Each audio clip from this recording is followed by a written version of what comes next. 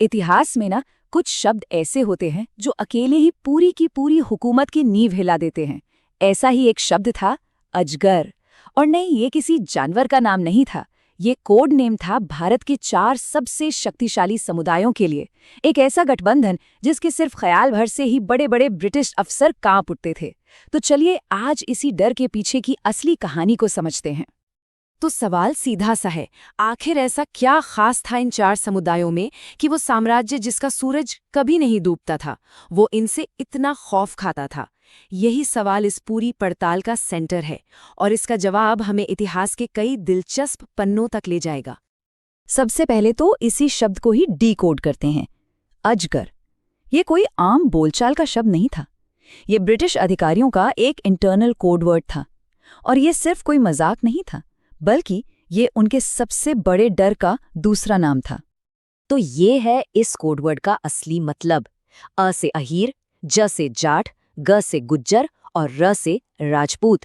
ये चारों उत्तर भारत की वो जातियां थीं जो जमीन से जुड़ी थीं, योद्धा थीं और अपने अपने इलाकों में उनका जबरदस्त दबदबा था।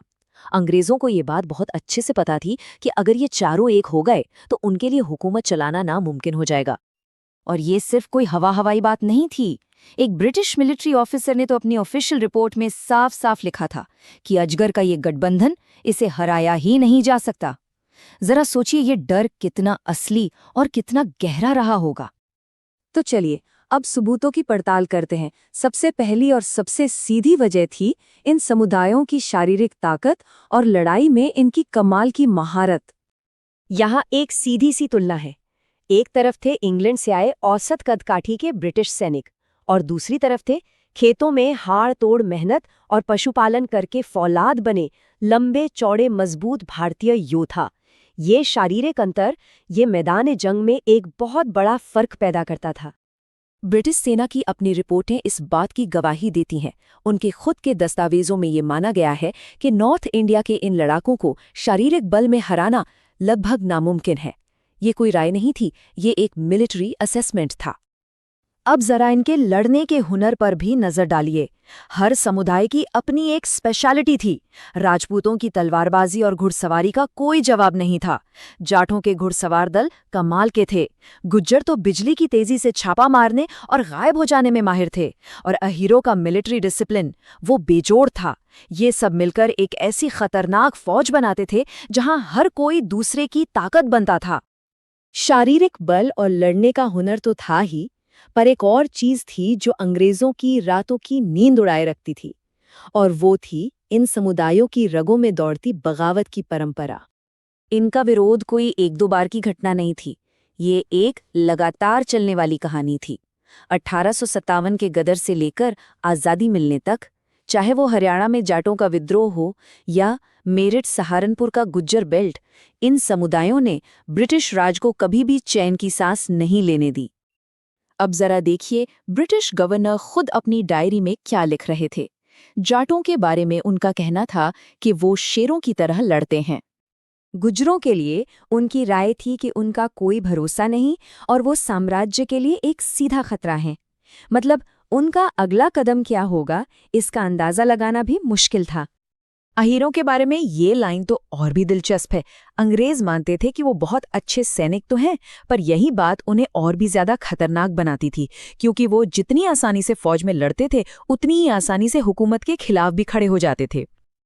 और आखिर में राजपूत, उनके लिए तो एक ही लाइन काफी थी, एक राजपूत कभी नहीं झुकता। इन सारी बातों से एक चीज तो साफ है, अंग्रेज इनकी लड़ने की काबिलियत और इनके बागी तेवर दोनों से ही खौफ खाते थे। लेकिन बात सिर्फ लड़ाई के दमखम तक ही सीमित नहीं थी। इन समुदायों की असली ताकत तो उनकी जमीन, उनके रिसोर्सेज और उनकी जबरदस्त सामाजिक एकता में छिपी थी। देखिए, ये सभी समुदाय किसान और जमींदार थे। इसका सीधा सा मतलब था कि जमीन, अनाज, पशु, हथियार और अपने इलाके की सत्ता पर उनका पूरा कंट्रोल था। और अंग्रेज ये बात बहुत अच्छे से जानते थे कि जो समुदाय आर्थिक रूप से आत्मनिर्भर हो, उसे झुकाना सबसे मुश्किल काम होता है।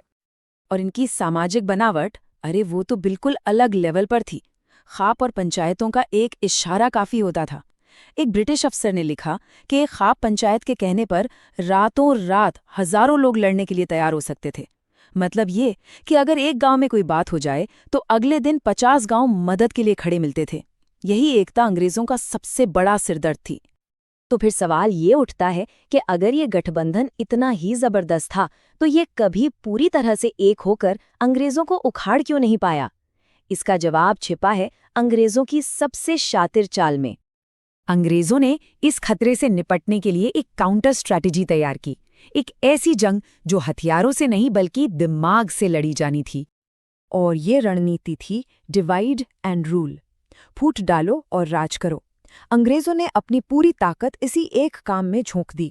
इन समुदायों को कभी धर्म के नाम पर लड़ाया, कभी प्रांत के नाम पर, तो कभी रियासतों के आपसी झगड़ों में उलझा कर रखा। उन्होंने ये पक्का कर लिया कि अजगर की पूरी ताकत कभी भी एक साथ एक दिशा में इस्तेमाल न हो पाए। तो चलिए अब इस पूरी पड़ताल को समेटते हैं। एक बार फिर से उन मुख्य वजहों पर नजर डालते हैं जिनकी वजह से अंग्रेज अजगर के नाम से भी डरते थे। बहुत संक्षेप में कहें तो इन 5 पिलर्स पर अजगर का डर टिका था। उनकी बेमिसाल शारीरिक ताकत, पीढ़ियों से चली आ रही लड़ने की कला, कभी ना झुकने वाला बागी नेचर, जमीन और रिसोर्सेज पर उनका कंट्रोल, और सबसे आखिर में उनकी वो सामाजिक एकता जो उन्हें रातों रात एक बहुत बड़ी ताकत बना सकती थी। ये पूरा विश्लेषण हमें एक बहुत बड़े सवाल के साथ छोड़ जाता है। इतिहास इस बात का गवाह है कि ब्रिटिश साम्राज्य ने पूरी दुनिया पर राज किया, लेकिन भारत की धरती के इस अजगर से वो हमेशा डरे रहें, हमेशा सतर्क रहें। जरा सोचिए, अगर अंग्रेजों की फूट डालो और राज करो की चाल कामयाब ना हुई होती और ये चारों समुदाय सच में एक होकर खड़े हो जाते, तो भारत का इतिहास आज शायद कुछ और ही होता।